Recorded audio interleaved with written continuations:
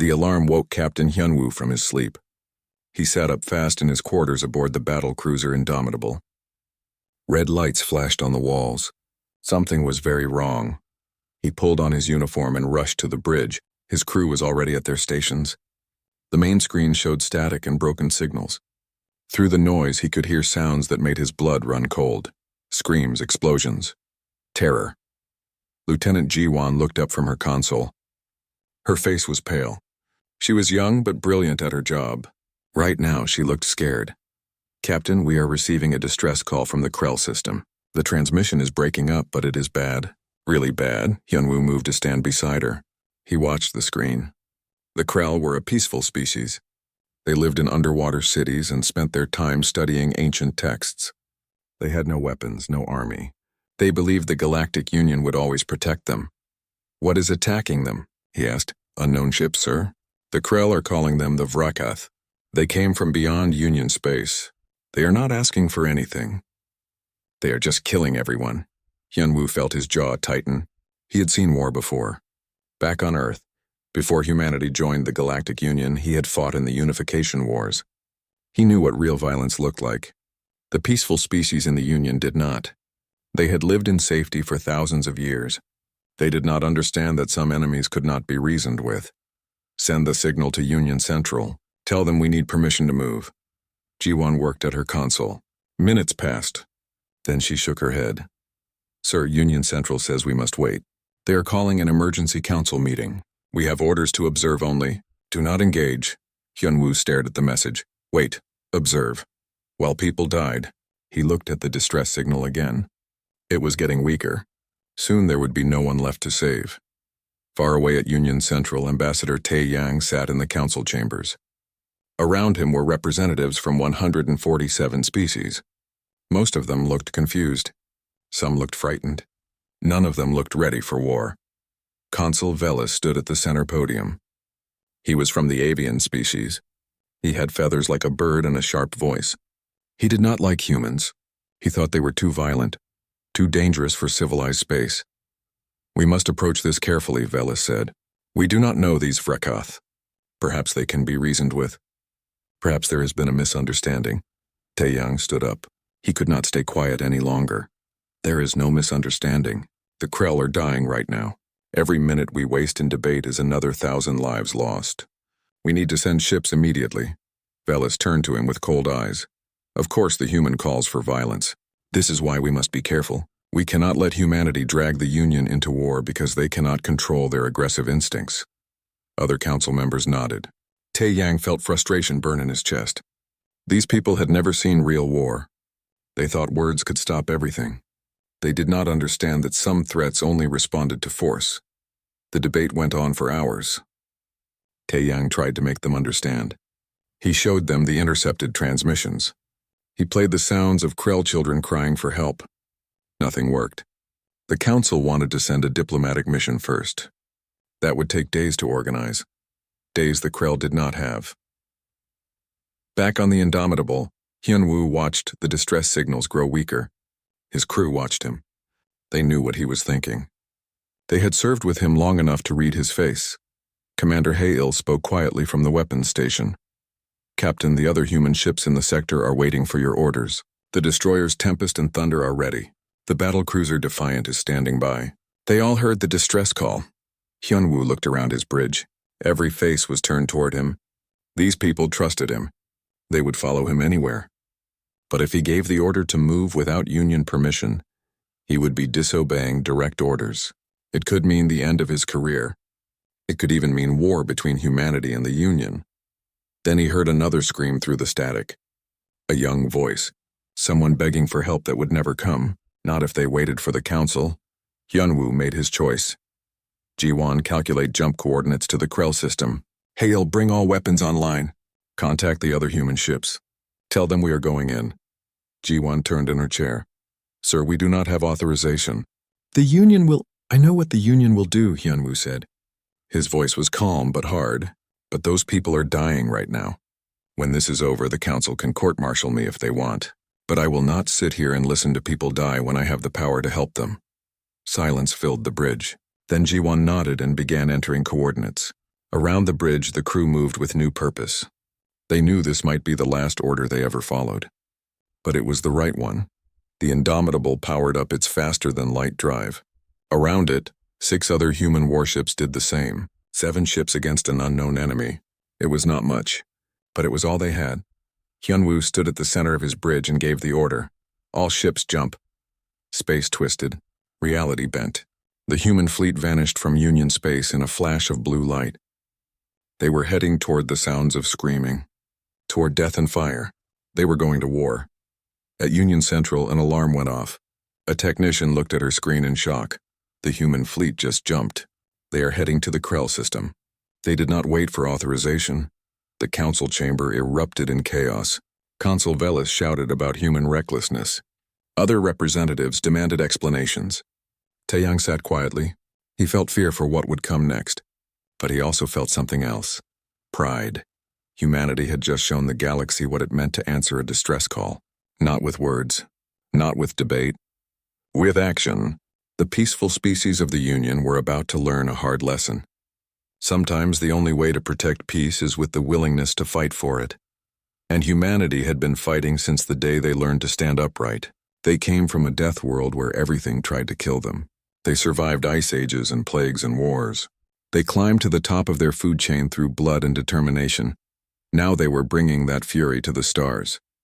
The Vrakath were about to meet their first Deathworlders. They would learn why humans were feared and respected throughout their own history. They would learn that when humans heard someone crying for help, they did not debate. They did not wait. They answered with fire. The jump through faster-than-light space lasted only minutes. To the crew of the Indomitable, it felt like hours. They knew what was waiting for them. War. Real war. Not the careful, rule-bound conflicts the Union practiced. This would be brutal and ugly. Lieutenant Jiwon checked her weapon systems for the 3rd time. Everything was ready. Railguns loaded. Missiles armed. Nuclear warheads standing by. She felt her heart beating fast in her chest.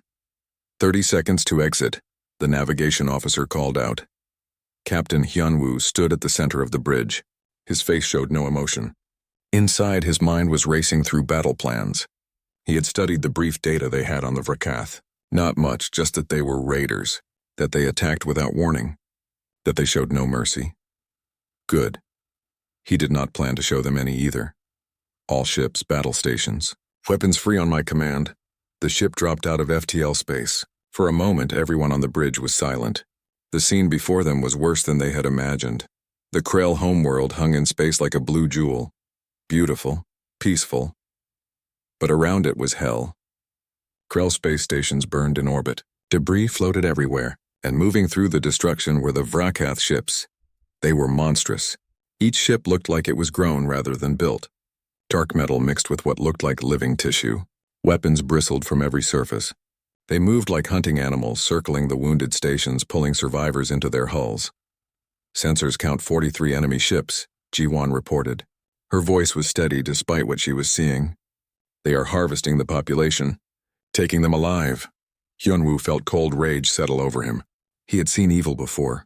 This was worse. These creatures were not just killing. They were taking people for some dark purpose.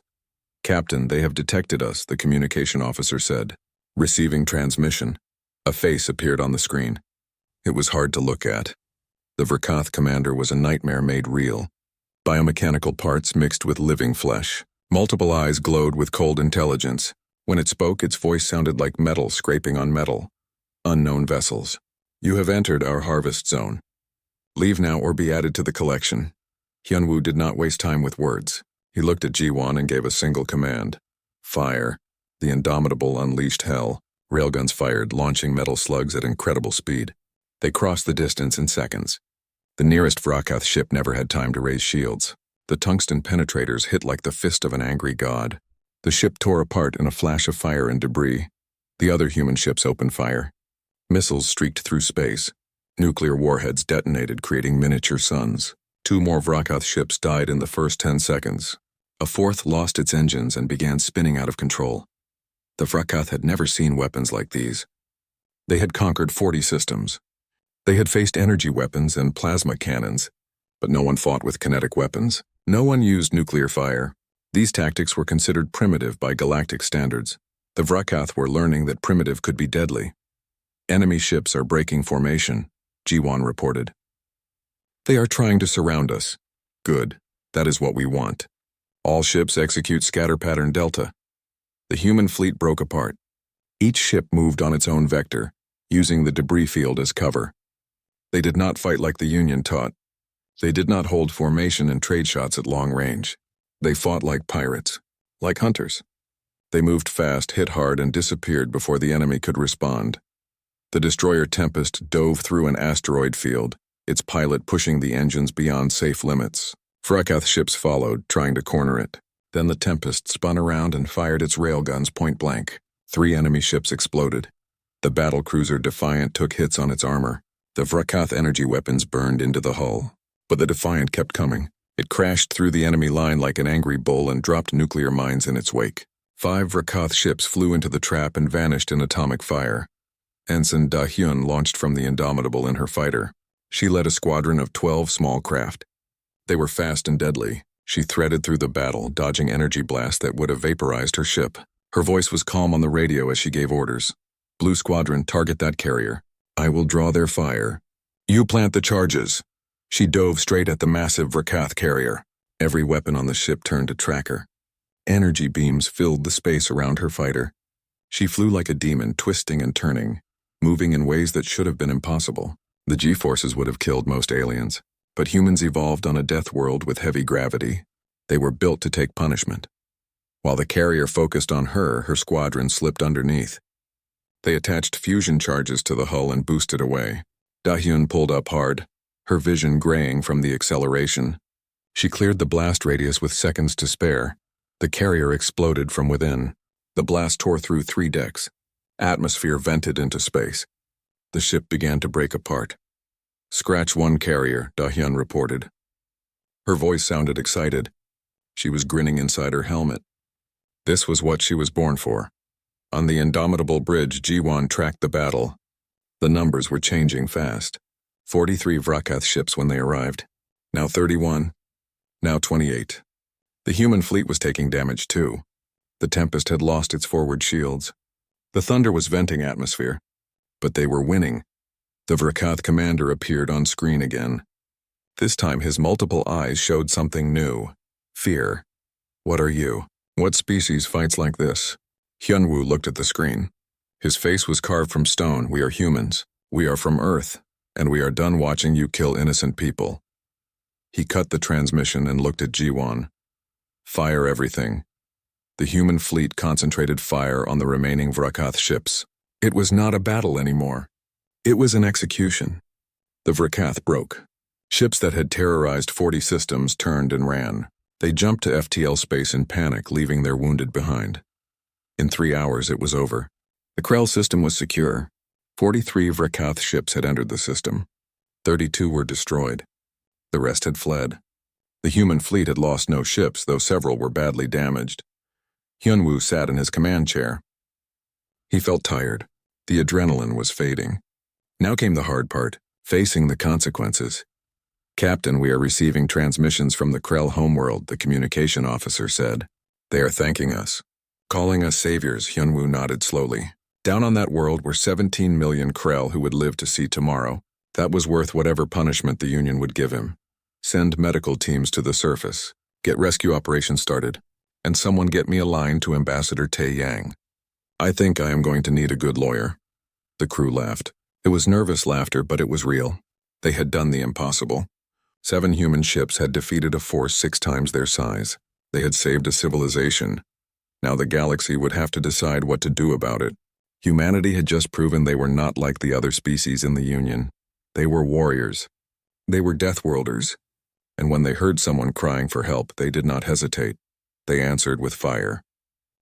The hangar bay of the Indomitable was organized chaos. Medical teams rushed wounded crew members to the sick bay. Engineers worked on damaged hull sections. The smell of burned metal and electronics filled the air. They had won the battle, but victory had a price. Captain Hyunwoo walked through the bay. He stopped to speak with each wounded crew member. He knew their names, knew their families. These people had trusted him to lead them into battle. Some had paid with their blood. Sergeant Byung-ho was preparing his Marines for deployment to the Krell homeworld. His team would help with rescue operations. Despite being warriors, they now carried medical supplies and food rations instead of weapons. Hyun-woo approached him. The sergeant saluted. "The sergeant, be careful down there. The Krell have never seen violence like this. They will be traumatized. Show them that humans can be gentle as well as fierce." Byung-ho nodded. He understood. Humans had a reputation now. They needed to show they were more than just warriors. Back at Union Central, the emergency council session was explosive. The chamber was filled with angry voices. Consul Vela stood at the center, his feathers ruffled in agitation. Humanity has violated every protocol. They ignored direct orders. They used weapons that should be banned. They started a war without authorization. This cannot stand, Ambassador Tae Yang stood to respond. He had been waiting for this. He was tired but determined. What would you have had us do? Wait while you debated? By the time this council finished talking, the Krell would have been extinct. 17 million people are alive because humanity acted. The council exploded with arguments. Some species agreed with Tae Yang. The Krell delegate wept openly, grateful for their salvation. But others were terrified. If humans could unleash such destruction on enemies, what would stop them from turning on the Union? A holographic screen activated. An elderly Krell appeared. Her name was Keeper Vess. She was one of the most respected scholars in her species. Her voice trembled with emotion as she spoke. "I address this council as a survivor. I watched the Vrakath destroy our stations. I heard the screams of our children. We called for help and the Union debated. Then the humans came. They did not ask for permission. They did not calculate the political cost. They simply came because we needed them." She paused, her large eyes wet with tears. "The Krell people owe humanity a debt that can never be repaid. We offer them a place in our system. We offer them our eternal friendship. And we ask this council, what is the purpose of laws if they prevent us from saving lives?" The chamber fell silent. Her words struck deep. The council was supposed to protect its members, but when it mattered most, they had failed. Humanity had succeeded where the Union could not. Consul Velas spoke again, but his voice was quieter now. "The Krell are safe. For that we are grateful. But we must establish limits. Humanity cannot be allowed to act alone. They must follow Union command structure. Their nuclear weapons must be restricted. We need safeguards." The vote was close. New restrictions were placed on human military operations. No autonomous actions without Union approval. Nuclear weapons could only be used with council permission. Human ships would be monitored. Tae Yang accepted the terms. He had no choice. But inside he worried. These restrictions were created by people who had never faced a real threat. What would happen when the next crisis came? He did not have to wait long to find out. 3 days later, Captain Hyun-woo was summoned back to Union Central. He knew this was coming. He wore his dress uniform and prepared to face judgment. Lieutenant Ji-won offered to come with him, but he refused. This was his responsibility alone. He arrived to find something unexpected. Instead of a court-martial, he was greeted by Admiral Soo-jin, the highest-ranking human officer in Union space. She was a legend. She had commanded Earth Defense Forces during first contact with the Union. They met in a private room. The Admiral did not waste time. "You did the right thing, Hyun-woo. But now every eye in the galaxy is on us. The other species are scared. They see our weapons and our tactics, and they wonder if we are the real threat." Hyun-woo sat down heavily. He had known this would happen. Humanity had shown its teeth. Now came the consequences. What do? We prove we can be trusted. We follow their new rules even though they are stupid. We show restraint. And we prepare because the Vrakath are not finished. She slid a data pad across the table. Hyun-woo picked it up and read. His face went pale. Long-range sensors had detected a massive Vrakath fleet gathering beyond Union space. The ships they had fought at Krell were just scouts. A scouting raid. The real invasion force was assembling. Hundreds of ships, maybe thousands, and they were all heading toward Union territory. How long do we have? 6 weeks, maybe 8. Intelligence is still analyzing the data. But Hyun-woo, this is bad. The Union military is not ready for this. Their ships are designed for peacekeeping, not war. Their crews have never seen real combat. If the Vrakath hit us with everything they have, we will not survive. Hyun-woo looked at the data. Battle projections. Casualty estimates. All of them were terrible. The Union had 3 trillion citizens spread across 147 worlds. The Vrakath could kill them all. What does Earth Command want me to do? Admiral Sujin smiled grimly. They are promoting you to Fleet Admiral. You will coordinate Union defense. We are sending every ship we can spare from Earth. The shipyards are working around the clock, but we need the Union species to fight with us. You need to train them fast. Yunwu stood up. The weight of responsibility settled on his shoulders. He had saved one world. Now he had to save an entire civilization. I will need good people. Ji-Wan for tactical operations. Commander Hae-Il for fleet coordination. And I want Dr. Yunji from the Xenobiology Department. If we are going to fight the Vrakath, we need to understand how they work. The Admiral nodded. She handed him new orders. Official authorization for his fleet command. It came with restrictions, oversight, and bureaucratic red tape, but it also came with authority. Hyunwoo left the meeting and returned to the Indomitable. His crew was waiting. When they saw his new rank insignia, they understood. This was not over. The real fight was still coming. Lieutenant Ji-Wan approached him on the bridge. She had been promoted to commander. She looked both proud and worried. Sir, the crew heard about the Vrakath fleet. They are scared. So am I. How do we fight an army that size? Hyunwoo looked out at the stars. Somewhere out there an enemy was coming. An enemy that wanted to harvest every living being in Union space. They could not be reasoned with. They could not be negotiated with. They had to be stopped, the same way humans have always fought. We find their weakness. We use every advantage we have.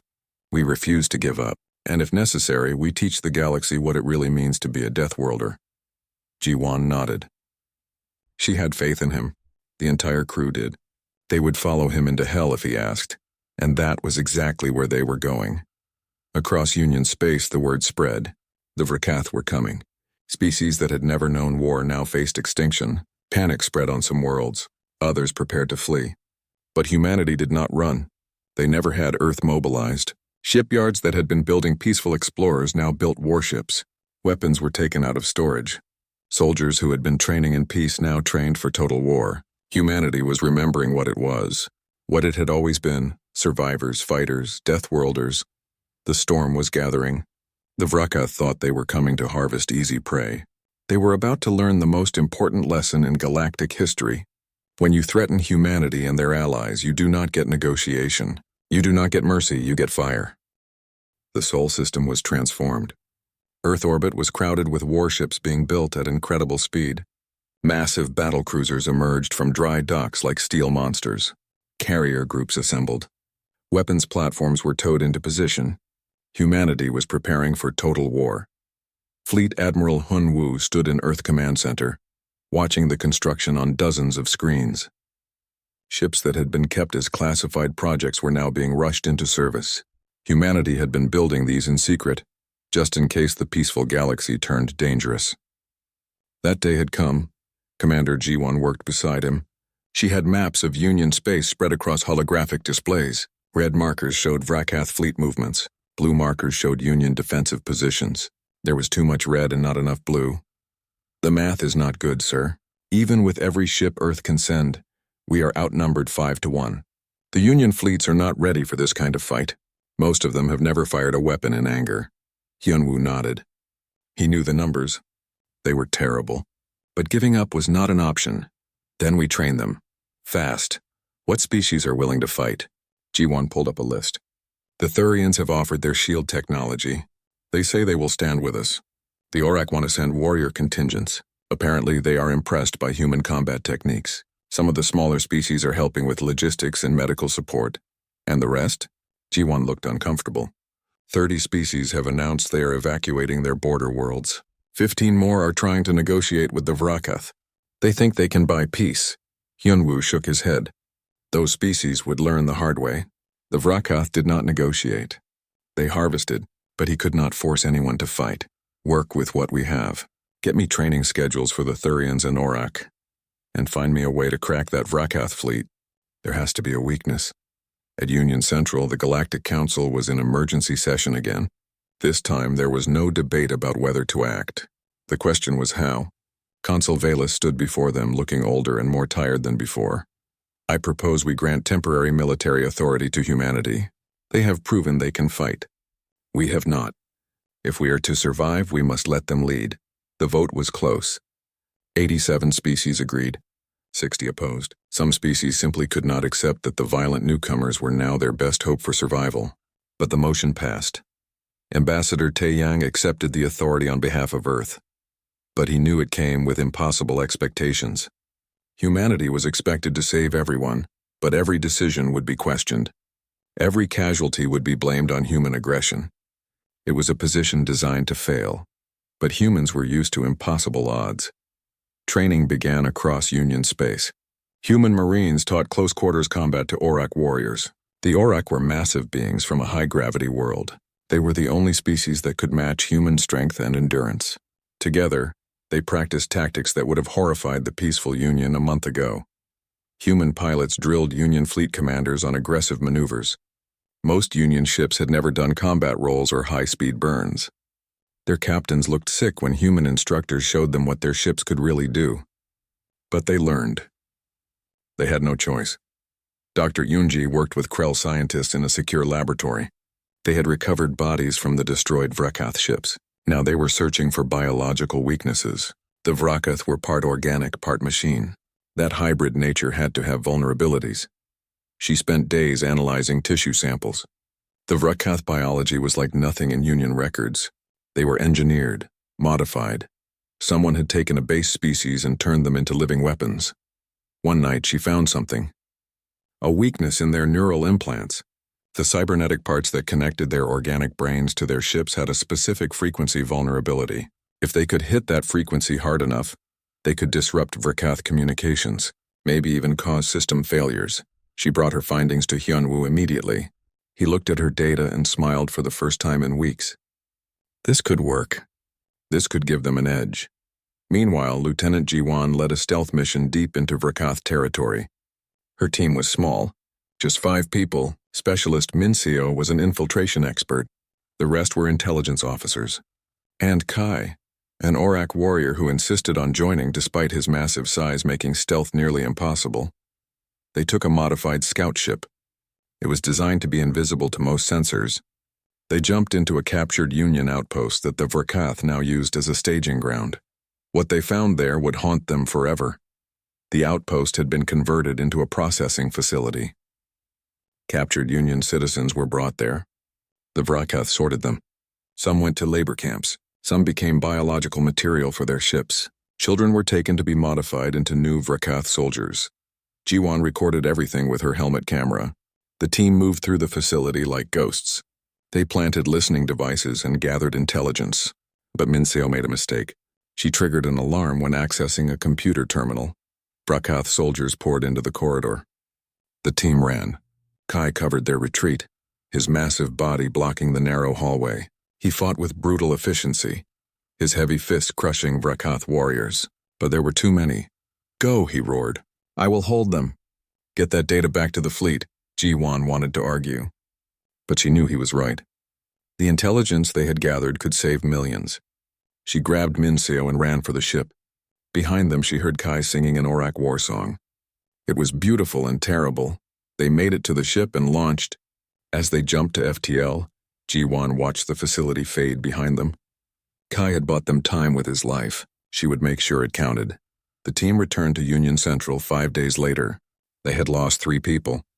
But the intelligence they brought was invaluable. The Vrakath fleet would arrive in 6 weeks.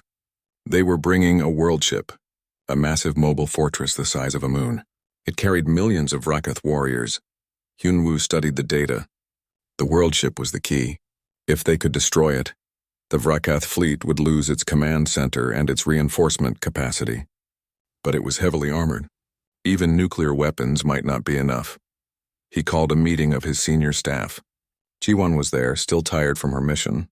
Commander Hyil presented fleet dispositions. Dr. Yunji explained her findings about the neural implant weakness. Together they began to form a plan. It was a desperate plan. It required perfect timing and impossible coordination. They would draw the Vrakath fleet into a kill zone. Then they would hit them with everything at once. Kinetic weapons, nuclear fire, and Dr. Yunji's neural disruptor. If it worked, they might have a chance. If it failed, the Union would fall. Yunwu looked at his team. These people had become more than subordinates. They were family, brothers and sisters in arms. Together they would face the greatest threat the galaxy had ever known. Send word to all Union fleets. Every ship that can fight needs to gather at the last line. That is where we make our stand. The last line was a defensive perimeter they had established. Behind it were 3 trillion souls spread across Union space. Ahead was the approaching darkness. The Vrakath were coming to harvest them all, but they would have to go through humanity first. And humans had never been good at surrendering. They came from a world that tried to kill them every day. They survived ice ages, predators, disease, and each other. They reached the stars through blood, sweat, and stubborn refusal to give up. Now they would show the Vrakath what that meant. Across Union space, fleets began to move. Human warships from Earth, Thurian shield vessels, Orak warrior cruisers. Even some of the reluctant Union species sent what ships they could spare. They gathered at the last line like pieces on a chessboard. 230 ships against 600. The numbers were terrible, but humans had faced worse odds and won. They just had to do it one more time. On the bridge of the Indomitable, now flagship of the entire defense fleet, Hyunwoo stood looking at the tactical display. Somewhere out there in the dark, an enemy was coming. An enemy that had never lost. An enemy that thought the Union was easy prey. They were about to learn the most important rule of survival. Never threaten someone who has nothing left to lose. And never, ever, pick a fight with humans. The storm was about to break. Fire and thunder were coming to the stars. They appeared like a nightmare made real. The Vrakath world ship emerged from faster-than-light space, and every sensor in the defense fleet screamed warnings. It was bigger than the projections suggested. Bigger than a moon. It was a mobile fortress carrying death for millions. Around it swarmed 600 warships. The defense fleet counted their forces again. 230 ships. The odds were even worse than they had feared. On the bridge of the Indomitable, Fleet Admiral Hyunwoo watched the enemy approach. He felt his crew looking at him, waiting for orders, waiting for a miracle. He did not have one. All he had was a plan and the will to see it through. All ships, battle stations. This is it. We hold the line here or we lose everything. Fight well, fight hard, make them pay for every inch. The Vrakath broadcast a message. It was the same one they always sent. Surrender or die. 1 hour to comply. After that, the harvest would begin. Hyunwoo opened a channel back to them. His voice was cold and hard. You want this space? Come and take it. He cut the transmission and looked at Commander Ji-won. Execute Plan Thunderstrike. All units weapons free. The Vrakath attack began. Their fleet came in a massive wave, trying to overwhelm the defenders with pure numbers. It was the strategy that had worked for them in 40 systems. They did not know that the Union had finally learned how to fight. The defense fleet did not hold formation. They scattered, using the asteroids and debris as cover. Human ships led the way, showing Union vessels how to fight like guerrillas. The Vrakath expected a traditional battle. They got chaos instead. Then Commander Hae-il triggered the trap.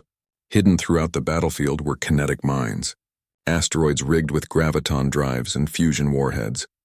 They had been placed weeks ago, waiting for this moment. The mines activated. Suddenly, the neat Vrakath formation became a disaster. Ships collided. Shields failed. Explosions rippled through their ranks. And into that chaos, the human fleet struck like a hammer. Railguns fired. Nuclear missiles launched.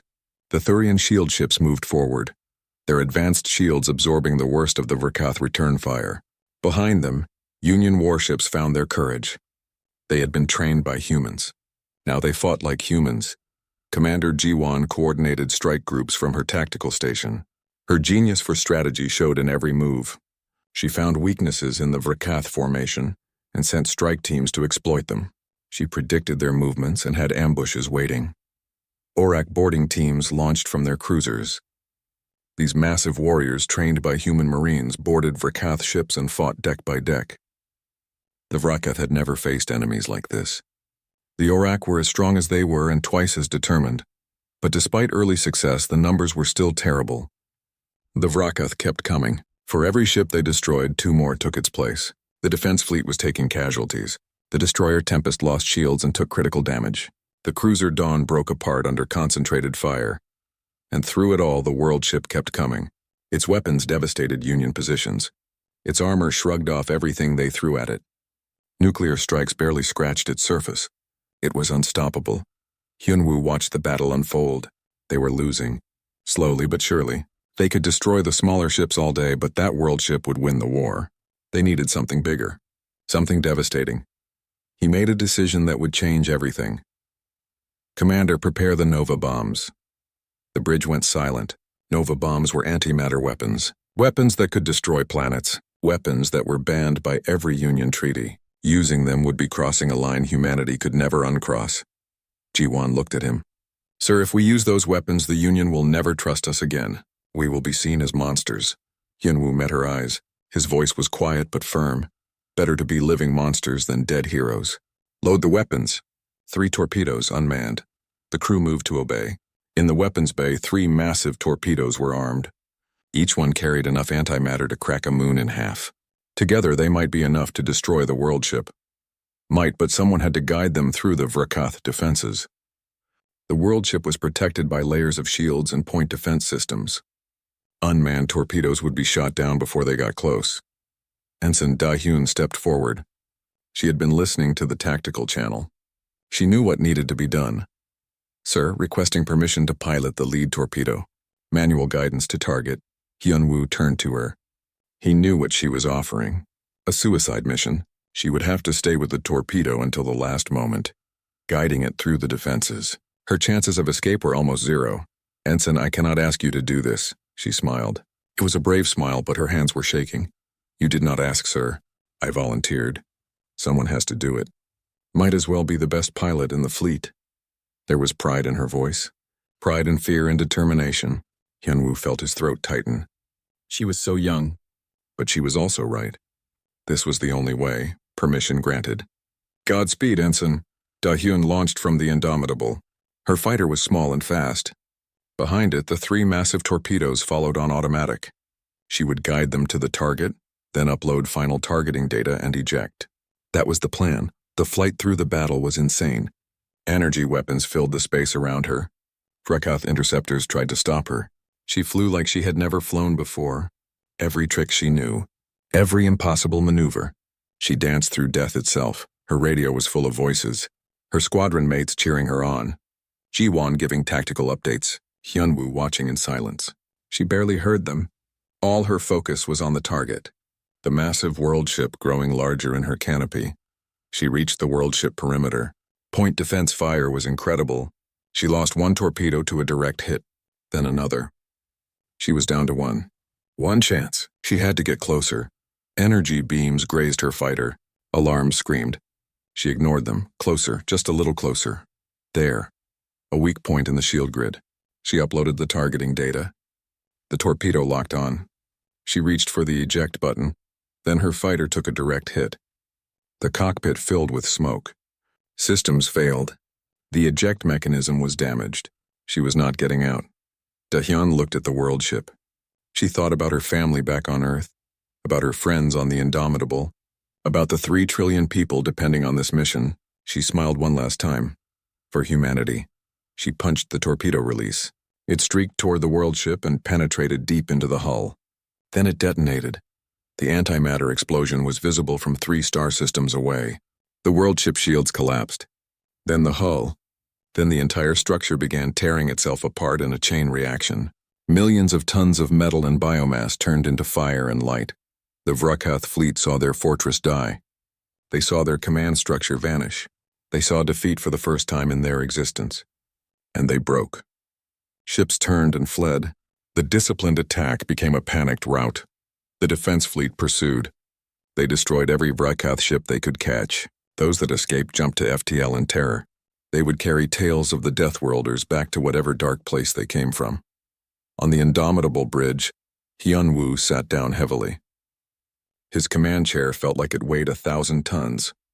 They had won, but the cost was terrible. 73 ships lost, thousands of lives, and 1 brave ensign who would never come home. Ji-won approached him quietly. Sir, we are detecting a signal. An escape pod. It is damaged but still broadcasting. Hyunwoo looked up, hope flaring in his chest. Show me. The screen showed debris from the world ship. And there, tumbling slowly through space, was a tiny escape pod. Da-hyun had gotten out. Barely. Against all odds, she had survived. Get a rescue team out there now. I want that pilot back aboard in 10 minutes. The crew moved fast. They recovered Da-hyun and brought her to medical. She was injured but alive. When she woke up days later, she found herself the most famous person in the galaxy. The war was over. The Verkath were defeated. The Union was saved. And everyone knew it was because a human pilot had flown into certain death and somehow made it back. Humanity had proven itself. They were not just warriors. They were heroes. They were the shield that guarded civilization. They were Deathworlders who answered distress calls with fire. And the galaxy would never forget it.